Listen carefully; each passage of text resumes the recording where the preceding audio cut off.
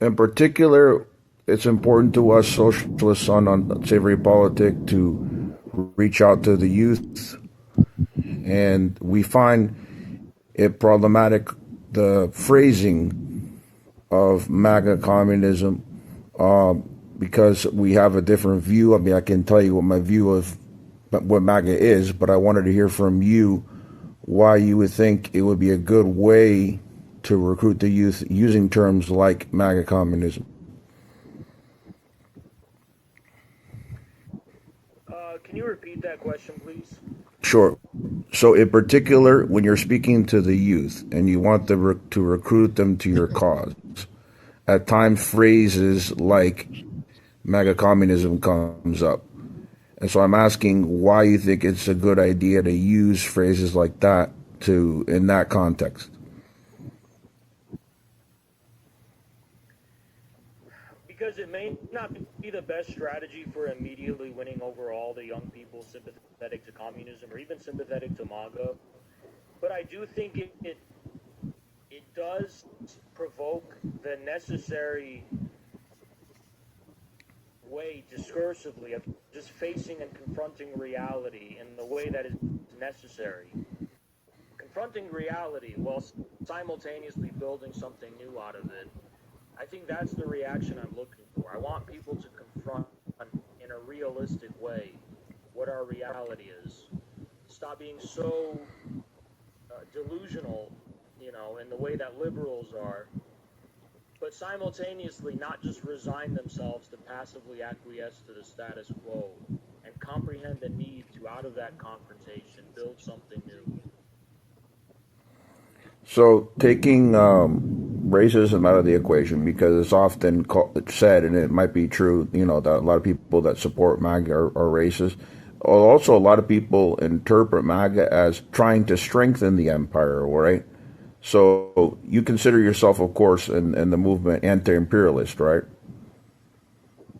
Yes. So, that's also a confusion, in particular the youth that are not very acquainted with politics, that they hear MAGA and associated with Trumpism, and, you have to strengthen the empire, you have to save the empire. The interview for the show right now, or no? Sorry? Is this the interview for the show right now, or no? No, not at all. I'm just trying to get an idea because I haven't been able to speak with anybody. All right. So, ladies and gentlemen, Well, that wasn't finished. I made a good point after that. This is me confronting Haas. Oh, sorry. There was a very important part I said after that. If you could play the rest, please. All right, my bad. Let me put it, because I was going to react to him just like. I don't remember exactly what I said, but I remember it was important. I mentioned the show at the end too. But we have let's go back to it. Okay, I mean, your people can get in touch with my people on Twitter. Sure. But that's a pressing issue we bring up on the show. Okay, the phrasing. Sure. See you later. Bye-bye. I thought at some point I said, you can still hear me? Yeah, I can hear you. I thought at some point I mentioned, well, I know in the very beginning you don't see the recording because I started filming it like they already put me on the mic before I could start filming. But even at some point in the part that I recorded that you showed there, I mentioned unsavory politik. Didn't I say like us socialists and unsavory politik take issue with the phrasing MAGA? That part got in there, right? I'm pretty sure it's in there. The point is, some of his followers just since then have reached out to me saying to make a point, and because not everybody that's part of ACP, especially the new members or the new recruits, people that haven't even necessarily joined up with ACP, are convinced yet. There's so many people that we could bring over to real socialism. The thing is, you don't have a lot of anti-imperialists like myself that want to confront them. I want to confront them, not because I want to give them legitimacy, but there are so many people that they're recruiting that we can bring over to our side, and people that could be, disappointed with the likes of Haas and then join somebody like Andrew Tate, in the alt-right. We don't want that. We want that vacuum of youth to join true socialism. That's why I confronted Haas for the first time, and behind the scenes, I've been pressuring people like Haas, leaders in ACP, to come on the show and debate me, because when you have the facts, it says it all. I'll give you an example. I looked up a Gallup poll. The last Gallup poll that I know of that shows how socially conservative Americans are. You'd be surprised how few Americans are socially conservative. Haas always said, he said last night, 99% of Americans are socially conservative, which basically means transphobic. And if you actually look at the Gallup polls, the last one showed, and this was on the high end because usually it shows lower, only 38% of Americans consider themselves socially conservative. Yet Haas and all his supporters, without looking up the facts, of course, without any fact checker, are saying, oh, the majority, 99%, are socially conservative. That's BS. It's like saying, that Trump had a mandate when 15 million people didn't vote for the Democrats. They usually do because they were fed up with the genocide. No, it's not that there's more conservatives Americans voting or that there's more socially conservative Americans. There's a lot of screwed up Americans. I'm just saying the whole basis of ACP, they want to make Americans more right-wing. You know what I mean? And they reject being called leftists and they attack leftists more than the right. They want to accommodate to Trumpism. I thought this was a diplomatic way to confront Haas so that maybe he can come on or somebody from ACP can come on, because if we really have a debate with them, we can show the facts and convince people, because the type of people that call in are very timid. They're really not taking on the issues. They're really not asking the right questions. So I think it's about time to step up and get in there and ask him what I needed to ask him. Well, of course, I continue the debate, but maybe he will come on and we can have a lengthy debate, like he said he claims he wants to do. Well, no. My thing is that, like, well, first of all, let's welcome Karleigh back to the show. We have a really good show for everybody here on Savory Politik. Our co-host reached out to the ACP, to basically question them on their stance on mega communism. Got you. So that's what we were basically breaking down for people to understand, because the sad part is that a lot of infighting 24/7 on the left, and there's a lot of people that are upset. It was what happened with the election, and a lot of people are signing up. The PSL, for one, I'm a huge supporter of the PSL and also a former member. Has been huge and greatly taking advantage on making sure that the right message is out with building and organizing the people. And unfortunately, there is a lot of this MAGA communism here on the surge here, and it's just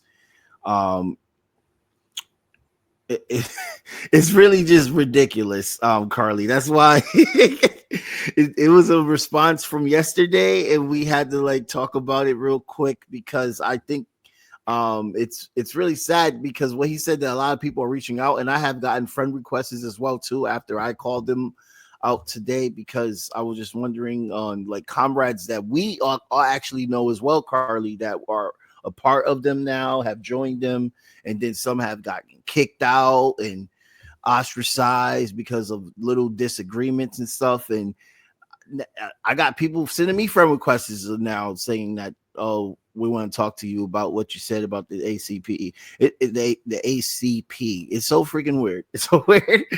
But how are you doing today, Karleigh? I want to thank you so much for taking the time about to come back. I'm doing okay, and I'm doing okay. I'm doing just fine. I mean, it's been, just got off of work, doing a lot of advocacy work. It's part of my job. Yeah. And I can't begin to understand exactly what the hell MAGA communism is. Yes. That's the really honest question. Lenin and Trump. How does that work? It does not work. Marx and Trump. Does that make America great again? You see, that is a complete contradiction. And I know as a Marxist, I know contradictions are kind of our business, but not like that. Because the fact of the matter is, being a Marxist and Leninist American, the first thing I understand is that America's never been great. Mm-hmm. Exactly. This nation in 248 years has never been great. We're still trying to make America great. I mean, if it's never been great, it can't be great again. Now, can it? Right. At one level. And at another level, what does MAGA stand for? Let's just be real about what MAGA is about. MAGA is about taking away the rights of the worker, taking away the power of the worker, dividing the working class against its interest, dividing working people against their interest. It's all about, see, if you're for MAGA, you work for the boss. So there's no way there can be a such thing as MAGA communism, because as communists, as socialists, as Marxists, as Leninists, we believe in the worker. We believe in power for the worker, all power to the people, all power to the Soviet, all power to workers' committees, all power to the neighborhood block committees, all power in the hands of the people, not the bosses. So MAGA, there's no way in hell we can talk about MAGA communism, because those two concepts don't go. Yeah. They're not compatible at all. So why are we discussing MAGA communism? That, I mean, it doesn't work. If you believe in MAGA communism, you got some issues. You got a lot of issues to work out. Those two things are completely incompatible. It really is. It's like giving Bibi Netanyahu a peace prize. Right. They're completely incompatible. Yeah. I mean, well, the Nobel Peace Prize, they probably would give Netanyahu a Nobel Peace Prize. On what grounds? on what grounds? Yeah, well, I can't. I just gotta say, you guys hear me okay? Yeah, I can hear you. I just gotta say, when I was coming back to my computer, I couldn't help from laughing when Comrade Karleigh had to explain, why MAGA is not communism. Like, just the whole phrasing, like, even had to be all serious and asking the question. Like, I had to hold back the laugh. They're so absurd. But it's also tragic. It's not just comic, because you have youth that actually believe this stuff. 19, 20-year-olds that have no knowledge of history, that think that Adolf Hitler was left wing, that think that communism right wing. It's like everything's backward now. And all this revisionist history, it's getting out of control, and it's culminating in the persona of people like Haz. Yeah. Well, a lot of the reason is, Alex, a lot of the reason that you're seeing that, especially in this young generation, is this young generation is so plugged in, but at the same time, they're so tuned out to so much, and they're so atomized that when you're starving, you'll take any food you can get. Well, and right now, we have young people who are starving. Yes. Who are starving for a political alternative, who are starving for real alternatives.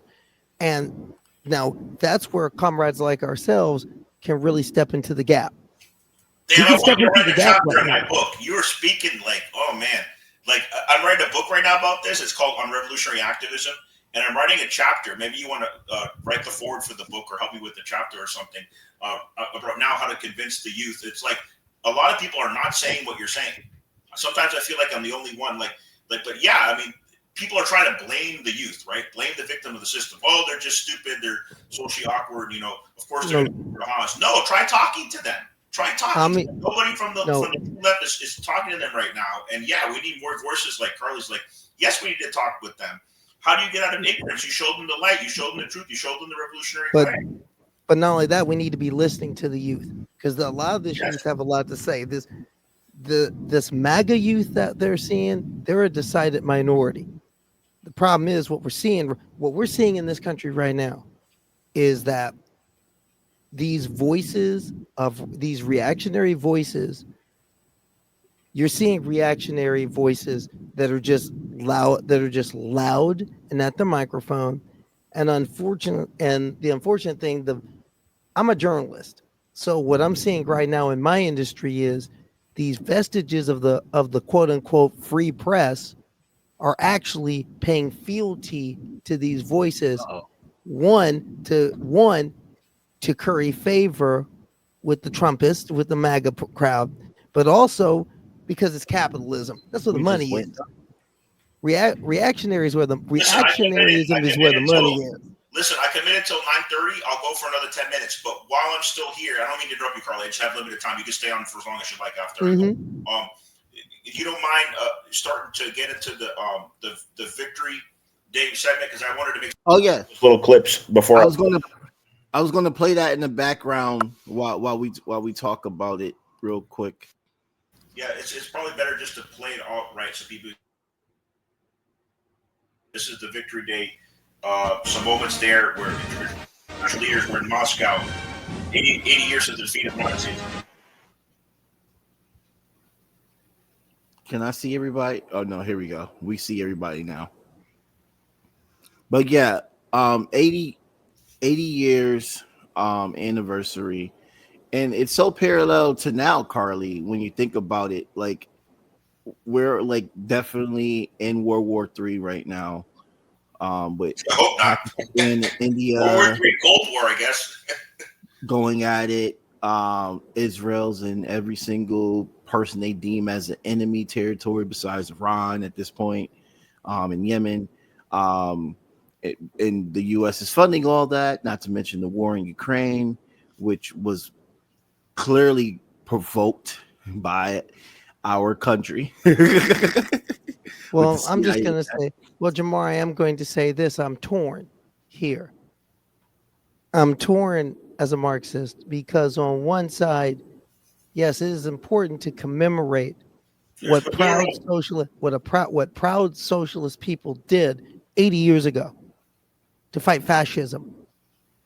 But I'm also pained by the fact that unfortunately Russia's ran in some ways by a fascist. Oh yeah, well, Putin. Yeah. And Putin is trying in a way to take credit for a victory that is not his at all. Well, this is not a victory. This is not a victory of Putinism. This was a victory of this was a victory of a proud socialist republic. I agree with you, but also keep in mind that Putin's parents were very close to dying. They were victims in Leningrad of the Nazi invasion. Yes, but if we really want to commemorate that victory, we don't bring fascism back. We don't bring fascism back into power anywhere in the world. And what we're seeing right now is a form of fascism in Russia that is equaling and counterweighting the fascism in the United States, the growing fascism that we're seeing in Europe. There's nationalism that's a type of nationalism that is scary. You're correct. Yeah, no, let's just call it what it is. It's fascism. Well, we're seeing fascism in this country.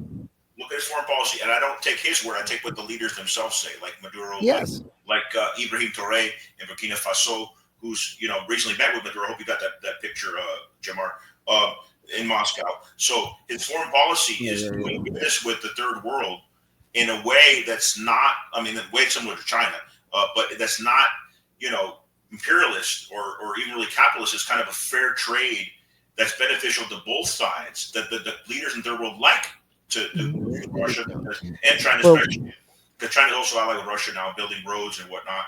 You have that historic movement, and where did that happen? Who facilitated that moment? The Russian government. That's a fair point, right? So, and when there's, in the sense of anti-imperialism, it's a positive. But yes, a lot of his domestic nationalist policies, I would say, are quasi.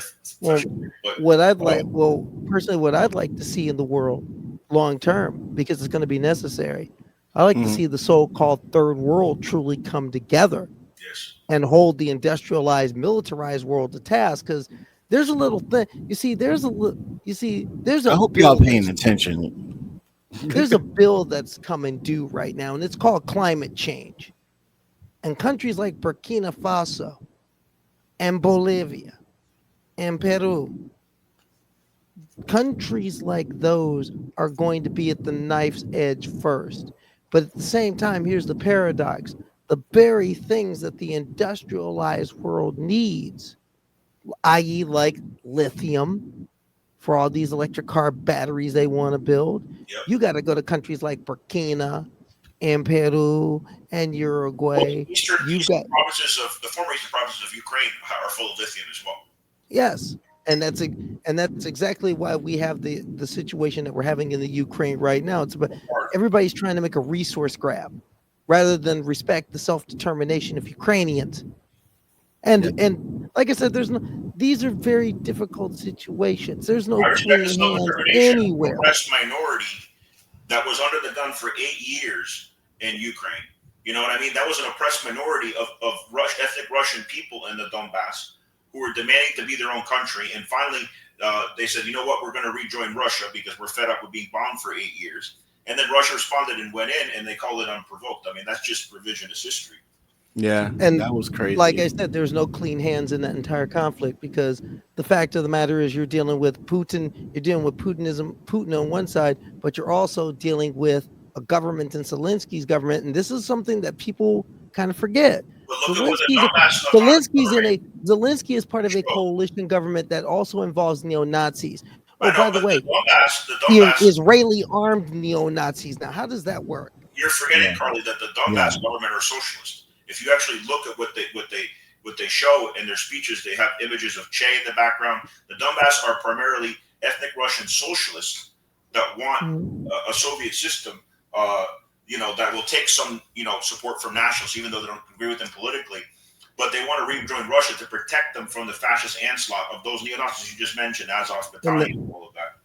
And like I said, that's the part where there's no clean hands on either side, except for giving that group who are socialists their autonomy to make their own decision. By the way, if the Donbass tomorrow had a referendum and they decided to be of their own country again and they asked the Russians to leave, I would be the first to say, Russians, you need to get out of that area. But so far, from what I've seen, the Donbass people want the Russian presence there to protect them for the fascist onslaught. And they want to have autonomy, maybe as a Russian republic. And of course, Crimea is a completely different situation. Crimea is even more Russian than Donbass. Donbass is about 96, 97% Russian in some areas, maybe a little less. In Crimea, it's like 98.9% Russian or something like that. So they clearly wanted to rejoin Russia. And Donbass is a little more complicated, but not Crimea, but the Donbass in particular, you have a lot of socialists there. The people in autonomous government there adhere to socialism. I support them.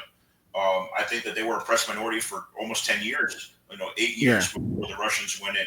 But by the way, before I go, because I was going to go right into that video right now. Yeah, he's the spokesperson for Gaddafi. I've met people that are part of Gaddafi's government in Venezuela. I know Karleigh was in Venezuela as well. Musa Ibrahim is a very important figure. He's a former spokesperson for Gaddafi. He's coming out now in support of Ibrahim Traoré of Burkina Faso. They killed Sankara before that. Lumumba. They went after Samora Michel and many for the son of Africa, Muammar Gaddafi.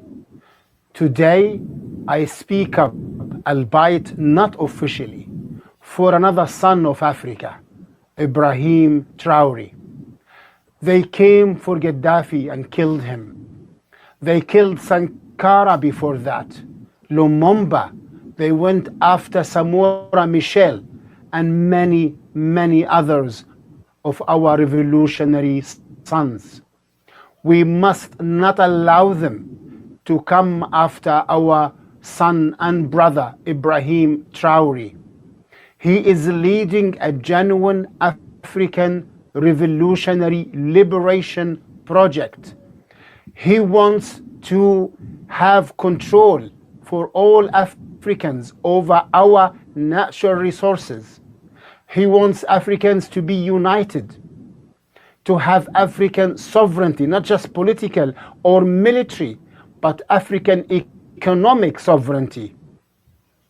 They come after him not because of democracy or human rights or stability, but to destroy his liberation project. Exactly what they did with Gaddafi, exactly what they did with Sankara, what they did with Samora Machel, what they did with Nkrumah of Ghana, and many, many other sons of Africa. Today, we must stand up. We must fight. Come with us to support the revolution in the Sahel region of our continent. Come to say no to imperialist forces of the West that keeps trying to maintain its hegemony and control over our continent. We must stand together. Beautiful, beautiful. And before I go, I just want to say the word Sahara in Arabic means sand, right? That's where the Sahara Desert is. And all of the sand of the world originates from the Sahara, just like all humanity originates from Africa. Just as Africa was the first world civilization, the first civilization in the world. And so yes, it's so important to support Ibrahim Traoré right now in Burkina Faso. The imperialists are trying to take him out. The French, the Americans. He's uniting with other African countries. He's in Russia right now. He just met with Maduro. Very important encounter that we highlighted earlier. And I'm very hopeful and optimistic when I see things like this. So thank you so much, comrades, for keeping up the fight on here. And continue to talk with Karleigh and hope the rest of the show goes great. Oh, yeah. Definitely. I wanted to say a few things about the good boy, the good homie Ibrahim Traoré. I'll be on longer next time, okay? Oh yeah, I know it was a different time. Thank you for coming on, man, because your time is very important. We got it. You're a historian. Continue on the fight, comrades. Continue on the fight. Hasta la victoria siempre. Until victory always, as Trey said, and just like Ibrahim said in Russia recently, he said in French, victory or death. And that was the chant of the Cuban revolutionaries, and their legacy continues on in Africa. So, and like I always say, this is why I love having Alex Suarez as my co-host, because he's a historian and he knows.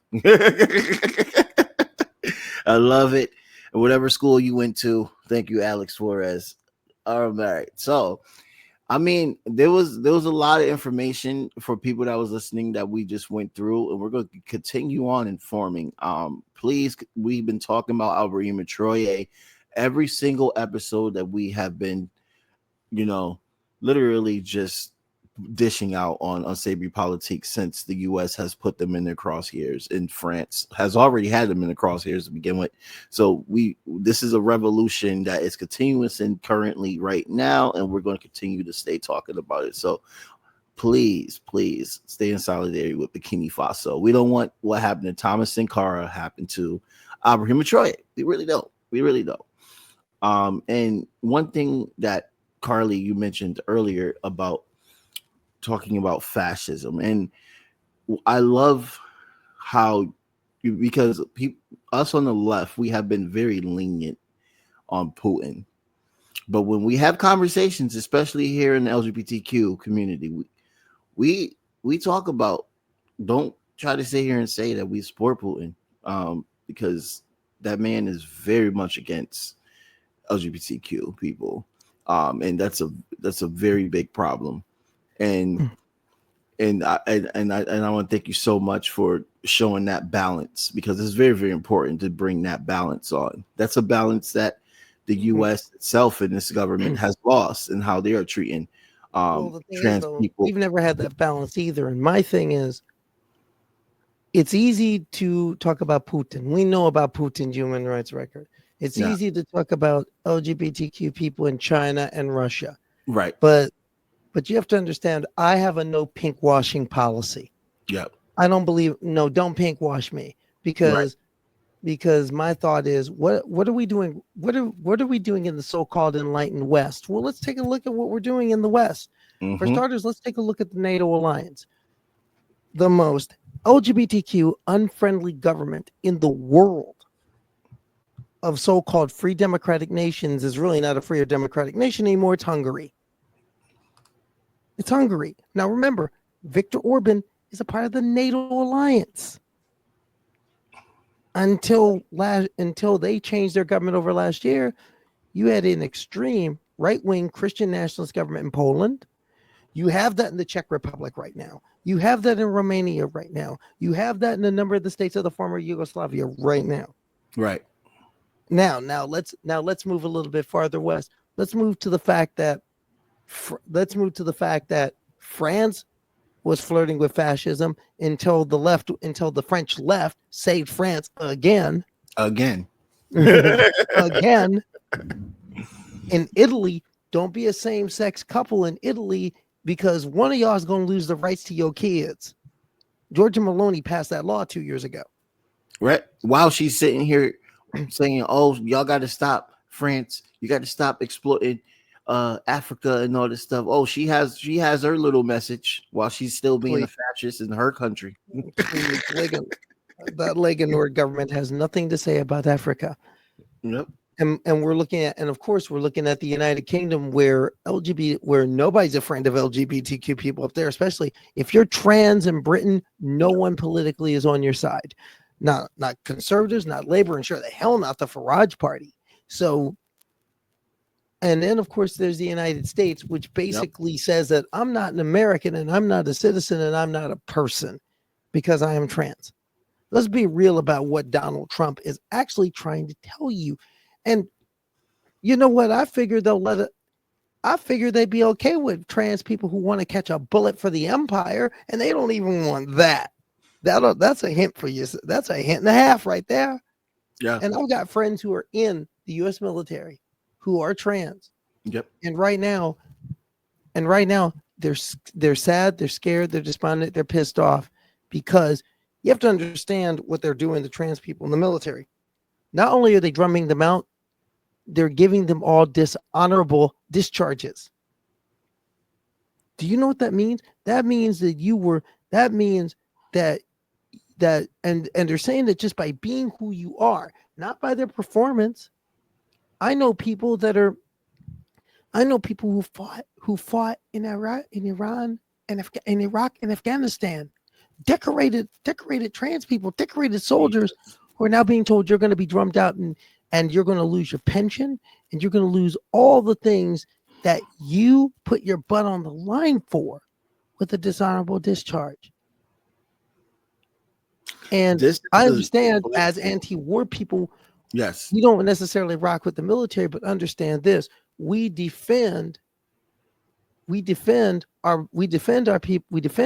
in the military, because if you allow discrimination in the public sector, it's going to seep into the private sector.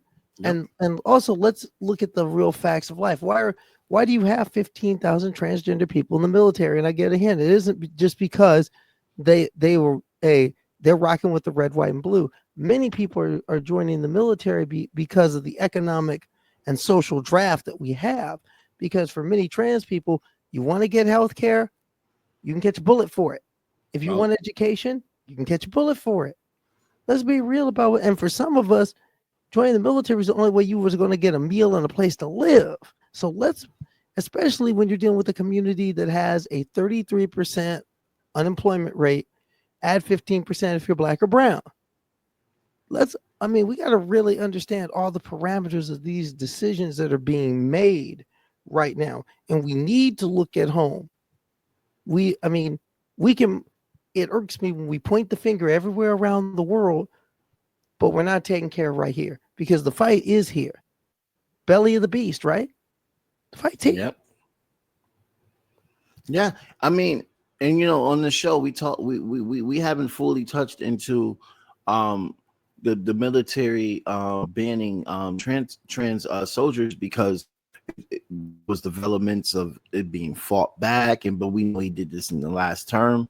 But it's definitely important to bring this up now, and definitely important to keep bringing this up before then and after, because these are things that a lot of people can relate to, especially as Black people, when we were literally forced to fight and become soldiers and then come back to a home where we're not respected at all. There's a coalition with that. Like they're discriminating on so many ways, and there's so much that we have in common as a people itself. And this is a fight that we have to relate. And I have to bring up the article that I just had. The Supreme Court allows military ban that calls trans people dishonorable to go into effect.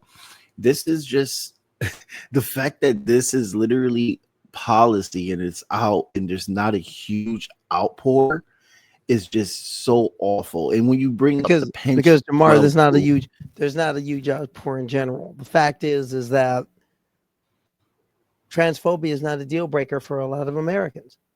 Let's just be real about that. And they threw it under the bus. Transphobia is not even a deal breaker for Black folk, for cis Black folk. Yes, I'm going to go there, and I know that there's going to be cis Black folk watching. We're going to have an issue with that, but let's be real about that. Yeah, let's be no. Karleigh going to keep it real tonight. I'm feeling a little bitchy. So Karleigh gonna keep it real with you tonight. And the fact that first off, this article that you pulled up, written by Aaron Reed, stalwart journalist. I want her on the show so bad. I'm gonna work on Jamar. I'm gonna work on that for you. I know. Really? I know. I'm Aaron, not asking. I know Aaron. I know her spouse. I'm gonna work. I'm gonna work that for you. That would be so dope. I read a lot of her word. I'm gonna put in a word for you. Hey, Aaron, come on my boy's show. Bring Zoe along, and do my boy's show. It'd be worth it. It'd be a good exchange of ideas. But this irks me because it affects people I care about. It affects friends. It affects the number of people I know who are dealing with a lot of things, right? And at another level, this is just showing how pathetic and weak the Trump administration truly is. If sex and gender are so immutable, why do you need a police state to enforce it? If this is so immutable and common sense, why are you putting the full weight of a state? What is this about? What is the social political underpinnings of what this is about? I'll tell you what it is. It's a lot of people who are afraid that they've lost power and they're doing anything to grab it back. In many ways, that I believe in the long term, we will win. I fully believe we will win. In some ways, I believe we've already won. The problem is, and this is why we, especially we who are thinking in a revolutionary mindset, have to keep working and build the movements, is because I believe we will win, but our goal is not just victory. Our goal is to mitigate the amount of damage that they're going to cause as we're pushing them out the door. And that's the one thing that oppressors have always done at the end game. They always find ways to give you a lot, to cause a lot of damage on their way out because they know we're losing. We saw that in South Africa at the end of apartheid. Yes, we freed Mandela, freed the country, but believe me, the old order caused a lot of damage that's still trying to be fixed as they were being pushed out the door. And you're going to see the same thing and unfortunately, you're going to see the same thing. Yeah, you can defeat Trump, but you've got to defeat Trump. You have to kill Trumpism. And that's going to be harder to do because the fact is, it's so entrenched in our society right now that it's going to take a generation or two to clean up the mess, even after we push him out the way. And now more than ever, we need to realize that Trump was a symptom, but capitalism is the disease. Socialism is the cure. Now more than ever, but even if we should achieve revolution, it's going to take a long time to clean up the nastiness and the mess that got made in the name of profit. Yep. Yeah, and also not to mention that when you like for instance, just piggybacking on saying once Trump is over and done with defeating Trumpism, you having to deal. This is going back to understanding capitalism, understanding the system. The Democrats were okay with allowing their commentators to just talk about, they should never start talking about the trans issue. The trans issue made them fail. Like just blaming. They didn't talk about it. They didn't talk about it. Blaming everybody. Blaming whoever they want to blame. The Democrats never talked about it to begin with. Right. When did Kamala Harris said the term transgender maybe twice the entire time of her campaign? These people, the Democrats, you didn't talk about this to begin with, and then you're going to blame us because you lost. Right. I don't understand that. But then again, blame more than yourself. The Democratic Party, when they lose, always blame the people that have reliably been on their side. When Gore lost in 2000, they blamed black folk. They blamed black folks. In 2004, when Kerry lost, they blamed anti-war folks and black folk. In 2016, they blamed the black folks. You blacks didn't come out for Hillary. You blah blah. Yep. When the Democratic what they doing now? when the Democratic Party loses, they blame people. But here's the other part of the Democrats, which is why I'm not a Democrat, which is why I left the Democratic Party. Democrats lose when they win. Democrats lose. I think of every Democrat. I think of every Democratic president I've had in my lifetime, and the only one who actually fought to win was Jimmy Carter. He was the only one who actually fought to win an agenda. He's the only one who actually tried to push through and fought for an agenda. But Bill Clinton, he capitulated he capitulated the second he got into office. Bill Clinton lost when he won. Barack Obama lost when he won. Joe Biden lost when he won. The Democrats lose even when they win, because everything for them is about just winning an election, but not pushing through any agenda that'll help people, because they're beholden to the same people the Republicans are beholden to. The difference is they wave a rainbow flag when they do it. Right. On every decision, the two parties are going to do the same thing. It's just the difference. The Republicans, you know what you're getting when you get them. You know what you're getting. But the Democrats, they'll say, "Oh, we're for the LGBTQ community. All right, pass the Equality Act. No, we can't do that because we got to get elected. We'll do it after we get elected. No, we can't. You got elected. You can do it. No, you can't, because we got to get elected again." The Democrats are just about one thing: running for office. They're not about doing anything when they get into office. And the Republicans are about one thing: they claim government doesn't work, and then when you put Republicans in to run the government, they go full bore in proving the case. And they're both beholden to the same thing: same oligarchs, same billionaires, same capitalist. Pinkwashing is very, very strong in our culture itself. And that's why I wanted to bring up like how they're blaming the trans issue right now as being highlighted, while they're also supporting it on a masquerade type of level. But when their policies, they still allow all these right wing. There's like 50 bills in like one state alone. Try 800 bills 859 all over the country, across the country. And my question, I'm seeing on one side, I see a person who wants to be in the White House in 2028 openly capitulating. Gavin Newsom in California, because Gavin Newsom believes he's got to throw trans kids under the bus to win. A lot of Democrats believe that if we talk about you, we lose. The Cenk Cougars of the world. Yeah. And on the other side, but I'd like to also tell, there's a Democrat I know, there's a couple Democrats I know named Zoe Zephyr and J.D. Howell. They're state representatives in Montana. Zoe Zephyr is a person I've interviewed a couple times.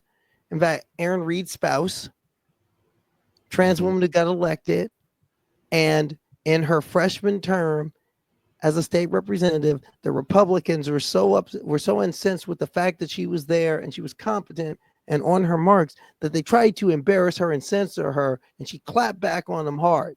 So evil. Let me show you what happens when you fight back. Right. Her and JB Howell, they're non-binary and fierce in that state in that state house in Montana. They were able to stop 4 anti-LGBTQ bills and get 15 to 20 Republicans per bill to jump on board. They were able to get Republicans to cross the aisle to vote for what was right. And why I'm fully convinced is because when the Republicans tried to embarrass these two, they weren't having it. They faced them down to the point where a number of them saying, we're not going to cross them again. We're going to vote with them. It pays when you fight. Yeah. it pays when you fight back. And that's the one thing. And that's one thing we need. We need to understand that we need, like, I'm a journalist. And one thing I tell people a lot is we may not have a free press in this country, but we damn well will better have a fighting press. We will have to be prepared to get it in people's faces, and we have to be prepared to be guerrillas. We have to be prepared to be that in the fourth estate, because the legacy media more and more are creeping to the right, and some ain't creeping. Look how quick the tech industry switched. Oh yeah, because it's all beholden to the same things for the money. Come on, literally, you know what it is. Literally, you know what it is. They just switched like that, and people acting shocked, and I'm just like, because that's where. Why are you shocked? Because it's the capitalism. See, it's the capitalism. See, one thing I said often about Pride is you had all these corporations riding the rainbow, but you know what color of the rainbow they were really about? They were about that green. When it was profitable to say "Yas, Queen," they did it. When it was profitable to say trans right, when it was profitable to say trans men are men, trans women are women, they did that. Now it's profitable to say F trans people. It's not delivery, it's the capitalism. That's what we're seeing. And the one thing about Pride in 2025 is Pride's going to be messy and gully and grimy and good, and I'm glad. Yeah, I'm trying to get. It's not going to be the corporate party this year. It's not going to be. And that's so important, because I felt so sad about how last year it was just corporatism and cops there and all that stuff there. It's just it didn't give me that feel like how it was a few years ago, and you know what I mean. It just they felt very, very much like strong that they are leading and they're better than Trump, when at the end of the day they haven't solved anything, and they're just showing up, you know, with their liberalism, which is also akin to fascism. So it just I can't wait to see a true revolutionary Pride that I have always loved to see, love to enjoy. Well, here's the thing: they're out there, but you got to realize it's got to come from the people up. Mm-hmm. It can't come from the organizers down. It's got to come from the people up. Mm-hmm. And I mean, I have a feeling it's going to be a lot different this year than previous years. It's going to be very much, I think, at least at a mid 1980s to 90s, more of an act up groove. And that's what I'm talking about. Let's get the Stonewall. You know what I mean? Like it was Black and Latino trans sisters that gave me my rights as being a pansexual, and we need to get back to that. We need to get back. Well, there's so much we need to get back to. One of the first things we need to get back to is the concept of intergenerational relationship. Yep. We need to get back to having those discussions. We need to be prepared to talk.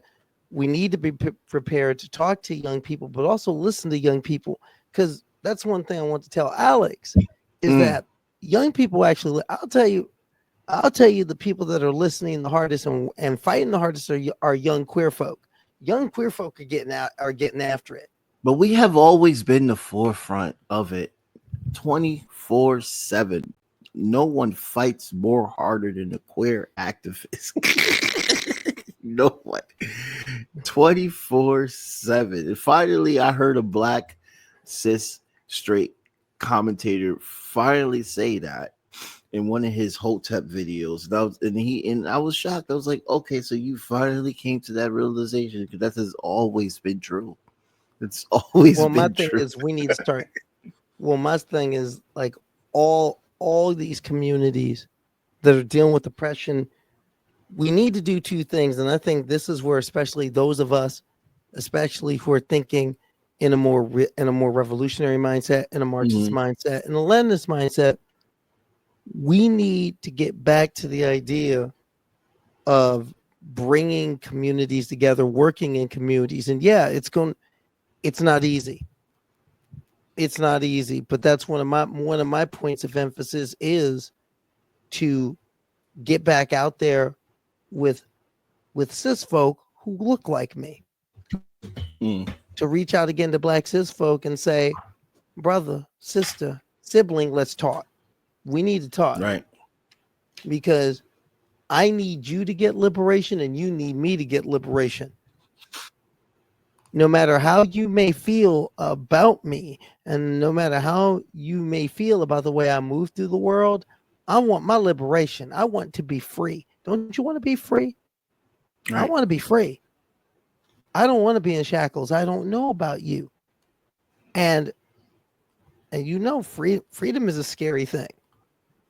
And one thing I want to free. People are afraid of being free because people are afraid of the possibility of being free in a lot of ways. And me, liberation is what I want. And I'm not going to get liberation I'm not going to get liberation without brothers, sisters, siblings, but they're not going to get liberation without me and mine either. So we need to sit down, talk, order from the vegan menu because we need to squash our beefs and let's get on with it. We got work to do. And then, and at a larger level, we need to do that across all different lines. We need to do that across orientation. We need to do it across gender. We need to do it across racial lines. We need, and the biggest thing is we all need to understand that you're all in the working class. You're all in the working class. I don't care what you do to make your bread. You're in the working class. You have to understand, just because you're middle management, you have your nice little Audi and you got your house in a haven that's not new, you are in the working class. We're in the same boat. See, just because your workplace won't use the term worker doesn't mean you're not a worker. You're still a worker, baby. So we all have to do this. We all have to be in this fight because they're dividing the working class. And just 5 years ago, we were talking about how labor was making the fight back, right?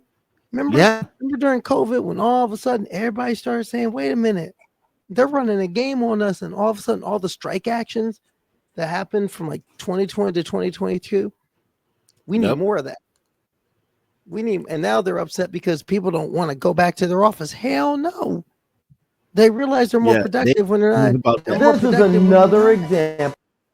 They complain about that way too much. They complain way too much about that wasn't supposed to pop up. That was supposed to pop up later. Play it. But I want to finish our discussion. Play it though, because this is what all the trans hate is really about. This is what it's all really about. Oh wait. But this is another example of how you just hate us. You just hate us. You just hate us. Say, Riley. No, you're really dumb. Still upset that a trans woman won. It's been 3 years, girl. Ain't you tired? Leah is a champion. You're still a whiner.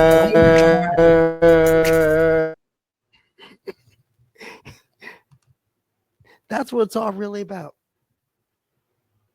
They just hate us. These people are making money. And again, capitalism.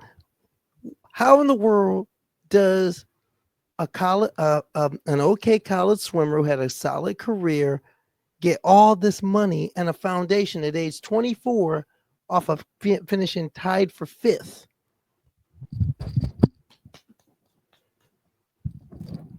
There's a financial and social political interest in that transphobia, and you're seeing it right there. That's capitalism. That's capitalism 101. We need to demonize people. We need to raise money for our project and demonize people. So how we're doing it, there we go. They just hate us. Riley, what's the matter, Riley? You didn't want to pull teeth in the coal country of Kentucky? No, you had a birth in dentistry school. You were supposed to be in dentistry school, But part of that, part of the grant you got to go to dentistry school, part of that postgraduate scholarship you got, you had to give a little service to you had to give a little service, which means you were going to be you need to help the poors. You didn't want to help the poors, did you? No. Instead, you decided to grift because there's more money in it. And that's the same thing with a lot of this anti-trans nonsense. Most Leah of these Thomas case was so overrated. Like the way that they just did not cover it, they did not look into the stats, they didn't look into anything. They just assumed because they didn't want to. Because a lot of people didn't want to. Let me put it this way: the only people that really covered the story outside of the crew I work with at Outsports and some others in the queer media was the right-wing media. They jumped on it. ESPN didn't want to cover this story, and when they did, cover this story, they were just trying to play it down the middle and play both sides, and really, they were taking the neutral stands, which really is taking the stands of the transphobes in a lot of ways. Most of the mainstream media didn't want to cover it. All this stuff that's been going on against transgender Americans, and you mean to tell me not a single nightly news show wanted to devote 1 minute to it? That's a problem. Yeah. It was just so the attack on transgender Americans has been the most undercovered story in this country for 4 years now. Yeah.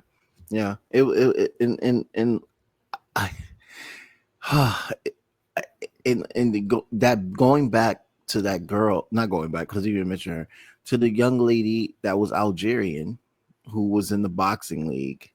There's still people all over her as well too, and she's a cisgender woman, and they just. Are you talking about Amani Khalif? Yeah, like all this, because journalism literally. Because I don't know if I told you, I'm taking a class now at NYU for modern journalism. I'm trying to actually become you, basically, and like I've noticed so much. Like in research that you have to do, and like looking at these like transphobic coverage, they literally just take information, which I shouldn't be shocked because they do it with politics all the time, but they just take information and don't even show the stats. They don't talk about their actual record or anything. They just stay on the biasness to basically make transphobes feel comfortable. And that's just such dishonesty and so disgusting. Just looking at it from that point of view, finally seeing like, wow, like I don't even remember her from 3 years ago when she was in the Olympics and lost to a Irish boxer. Like we just not even going to mention that part. We're just going to say, oh, she came in and dominated. She came in, she dominated. That's because it. It's for Jamar, you understand it's for two reasons. One, it's the easy, lazy story. And number two, the fact of the matter is Amani Khalif is not white. She's not from the West, and she's not white, and she prays to the quote unquote, and most likely because her name is Amani Khalif and she's from Algeria, she prays to the wrong God. You got to pray to the right God, meaning the white God. I mean, it is easy to sell racial bias, to sell homophobia and transphobia based on racial bias, and to sell Islamophobia. And with Amani, you got the trifecta, literally. And then let's talk about Yulin Ting for a second. Mm-hmm. Here's the Taiwanese boxer who won a gold medal, right, in her weight class, cisgender woman. But because she doesn't conform to those European standards of beauty, those Western and European standards of beauty, she's trans. Yep. Never mind that she's trans.